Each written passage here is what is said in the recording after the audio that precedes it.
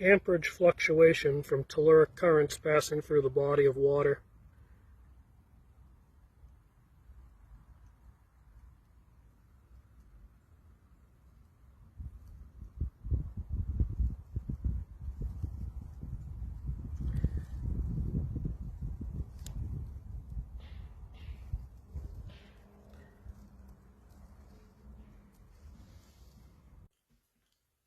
Quantum delocalization of water for electrical energy in an antenna system.